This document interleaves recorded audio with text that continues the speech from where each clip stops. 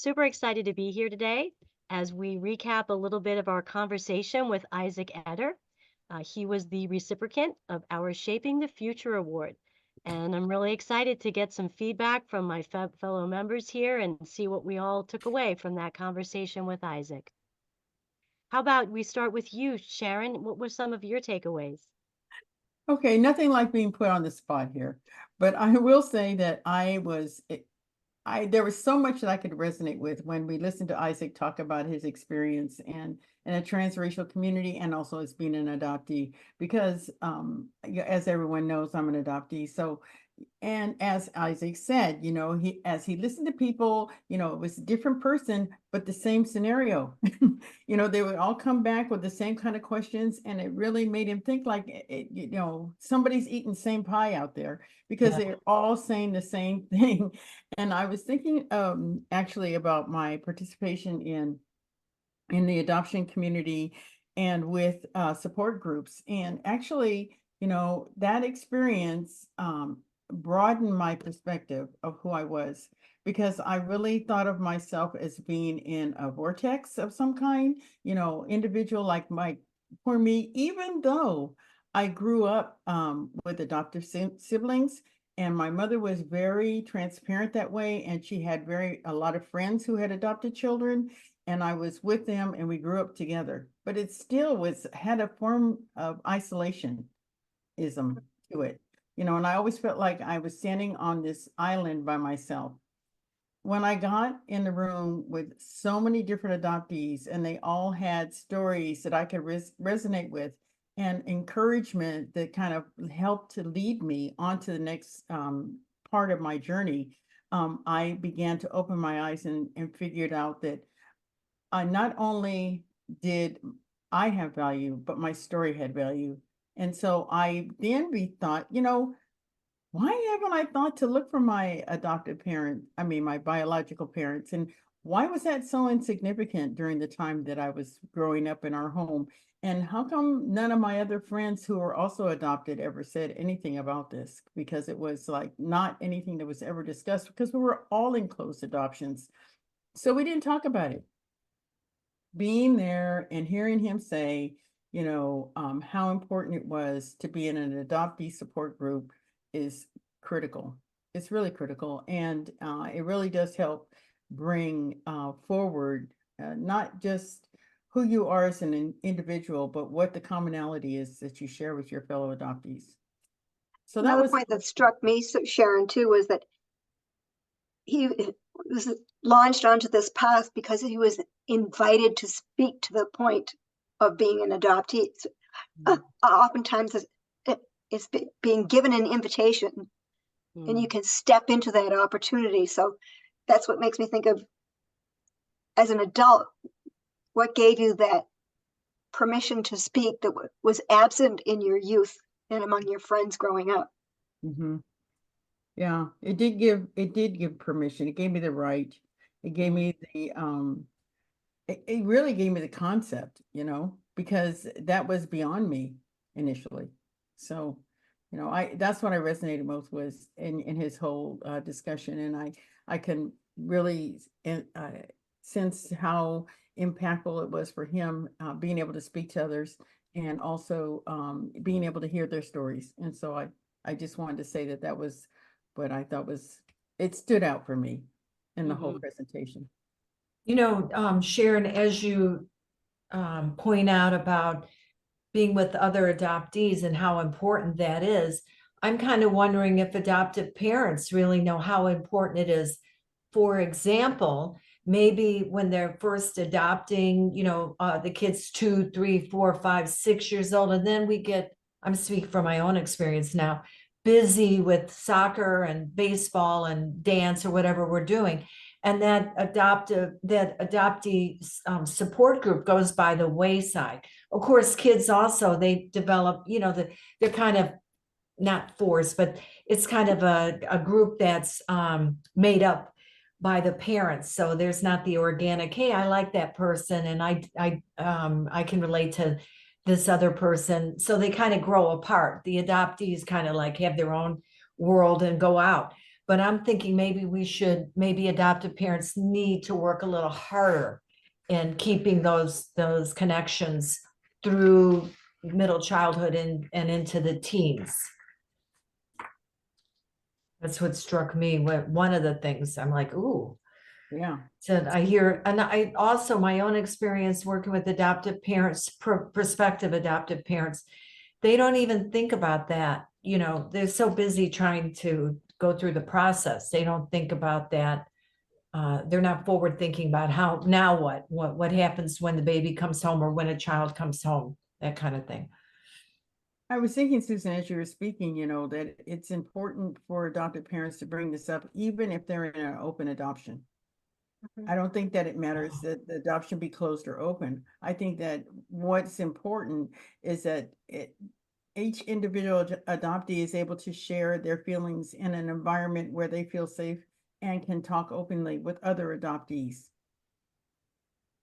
Yeah, and So I that- think that brings us to the point that, our voice is not, something that was always a thing. People are stepping into finding their voice today. There's a recent awareness around the power of stepping into your voice and being willing to share, and that it's okay to talk about this stuff. There's sometimes like it's the elephant in the room. It's the thing that you're not sure if it's okay to really be real about, when you're talking. And I love that all of our takeaways were so similar despite the diversity amongst us, because as a birth mom, when I first reunited with my son, the internet was a new thing. And I looked to see, were there others out there like me? And that's when I started a support group with just 2 to 3 other birth moms. I never knew any. And then here, when I started a support group locally and I met 2 or 3 others, we went online, as a group. And today, there's almost 3,000 people. So it's just amazing how in that short span, being willing to step into your voice and say, hey, what are you feeling about this? Whether it's uncomfortable, whether it's something you've never talked about before, and opening up that awareness. And that's what I love about Isaac. He too is getting out there, opening up these conversations that in the past weren't, just as open as maybe we feel about being, able to do that today. Well, and that the conversations can diverge from being optimistic, that they're layered, and adoption can bring great joy to the adoptive parents, but there's huge costs to the birth mom and the adoptee. They coexist. They don't cancel one another.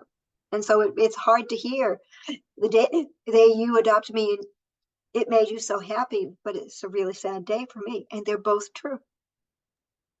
Yes, and he alluded to that a lot, and I love that, like the both end, right? Being able to sit with me as a birth mom and knowing the pain that I caused my son. That's a big thing, being able to sit with that. And my biggest takeaway is that it is for all of us, it's hard stuff to sit with. And are we willing to pull up a chair and say, let's sit with this together?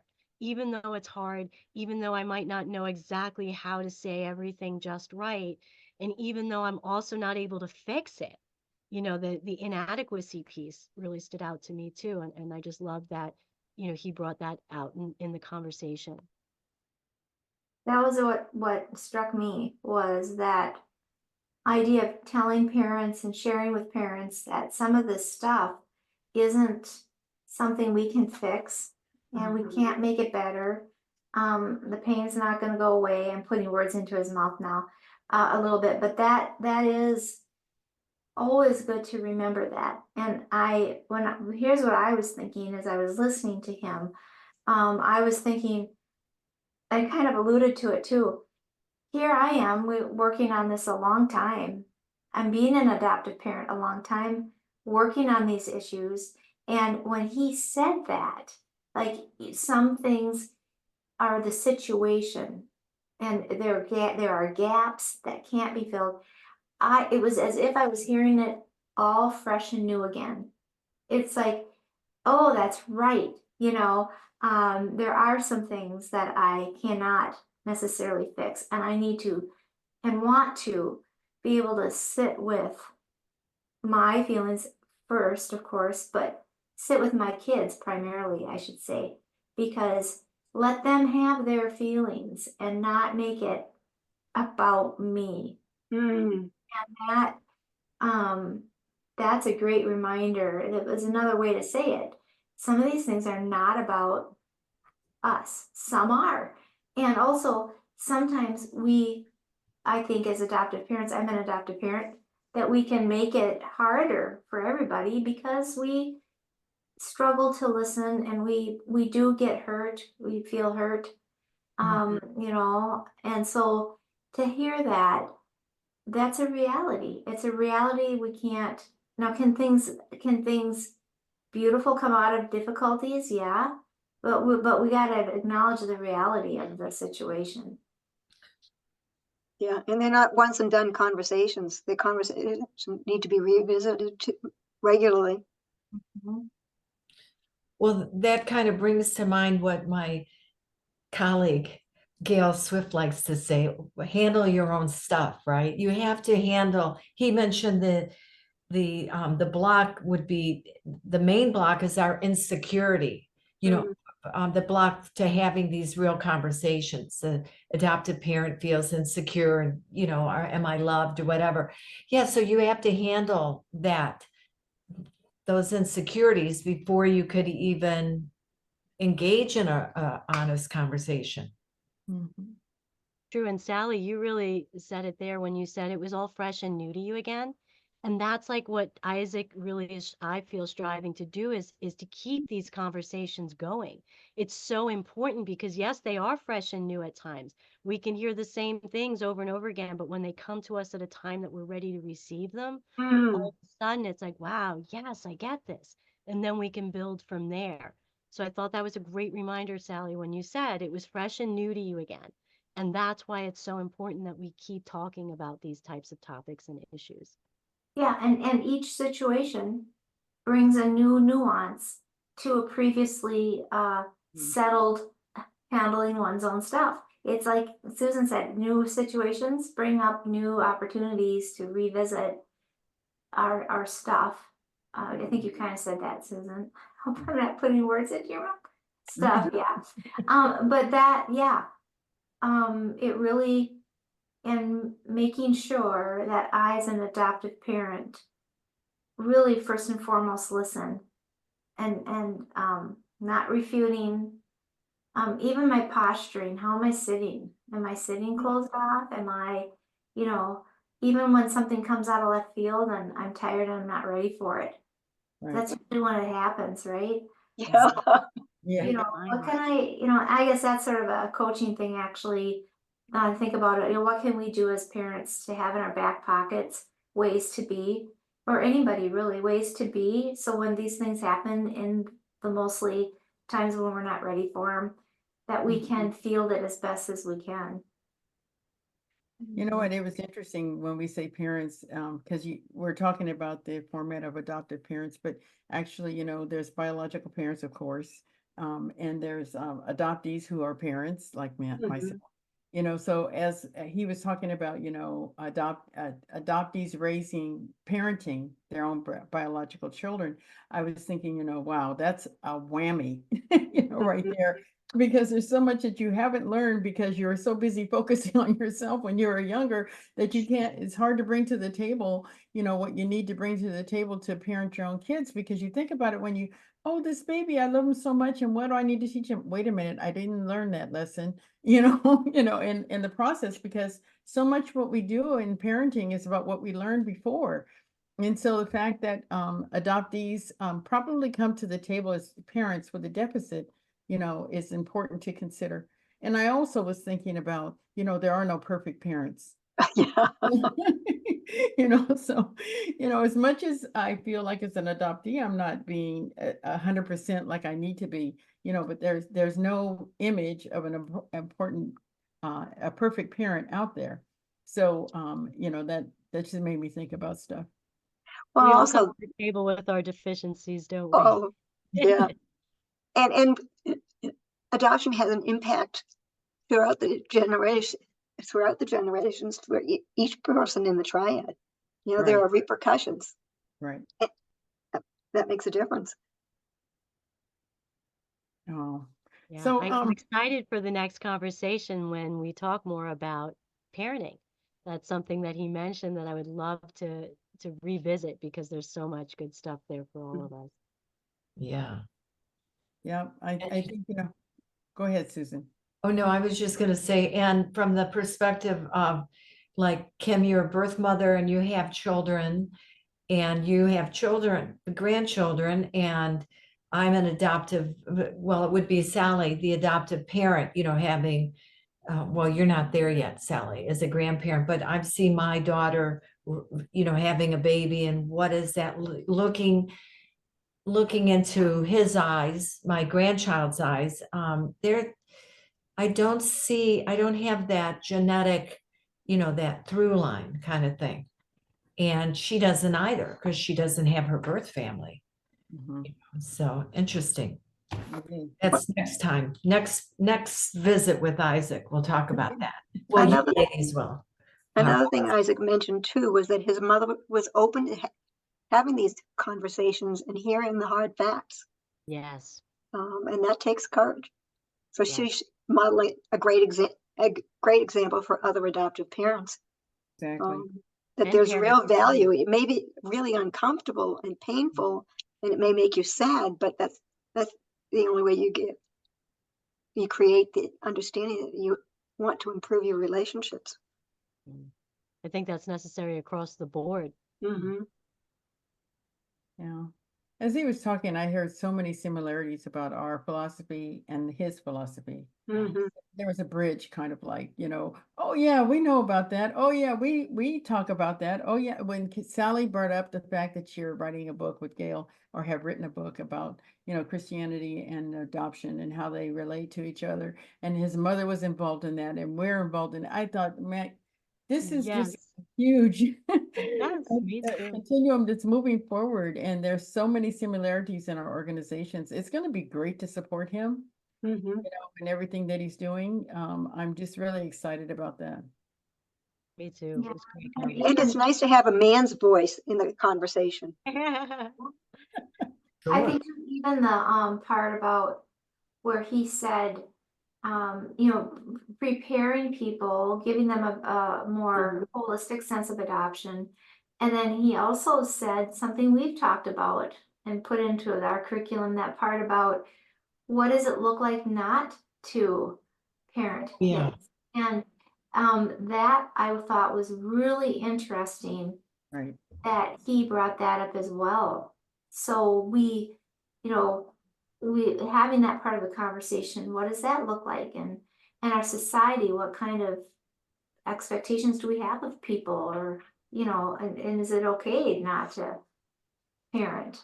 Of course, but I mean, all those questions. Mhm. None of not- which have easy answers. Right, and not everybody has, is necessarily a fit for adoptive parenting, and then or different types of adoptive parenting. So that's even another. Yes. Yeah. Because Yes, the transracial parenting part is another really huge responsibility in my estimation. Well, and another point he made, Sally, was that you want the parents to be educated and prepared before they accept before they adopt a child, not after. Yes, Once you're in the trenches, it's a little late. It's not too late, but better prepared in advance. and that's not something that's always being said at the right time. So that's a very important reminder, Gayle. And another great conversation that we can have. Yeah. Well, as a former educator, education is close to my heart. Sure. Will you share that goal? We share that goal with Isaac. Mm-hmm. As he said, what did he say? I quoted him. And he said, oh, I can't find it. Oh, yes, he said, and Isaac shares with us at Growing Intention. I said this, and Isaac shares with us at Growing Intentional Families Together a desire to show parents how to help adoptees. And then these are his words that I'm thinking about: grow up feeling seen and valued for all the aspects of their identity. you know, Yeah. so, and he's all about the education. Yeah, part of and it. for all the aspects, not just the ones that align with the adoptive family, but so they're different too. Yeah, And the whole identity thing. I mean, that's another great conversation we can have, and something that he mentioned, as he talked about parenting, how we come to grips with our own identity, and then we're raising a little person who's trying to find their identity. And Mm. that would be another great conversation for us. Was anything particularly hard to hear for anybody? For me, it was just the reminder again that you can't fix some of this. Mm. That you have to just be willing to be okay with that, to let that just be.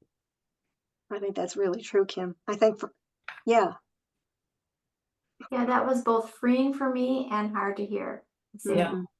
that there are gaps, and it's hard to admit or know, but sometimes we can't fix those gaps. Because the thing is we all want our we don't want our kids to hurt. Mm-hmm. And we don't want to hurt. We don't want Yeah. Well, Yeah. great conversation, I think, for sure. Yes, thank you all so very much for being part of this conversation here today. Yeah, So thanks glad we had a everybody chance. for joining us. Hit the subscribe button, Hey. or go to our website and let us know if you want us to have contact later with newsletters or whatever. Comments on the bottom, that's great too. We look forward to our next conversation next month. We'll let you know what it is. All right. And Gail and I will be watching. Yes, we won't be Yeah. crashing this time. Share it, right? Well, That's until right. next time, huh? Yeah, the next conversation, you're right, will be with Kim, Sally, and Sharon. Yeah.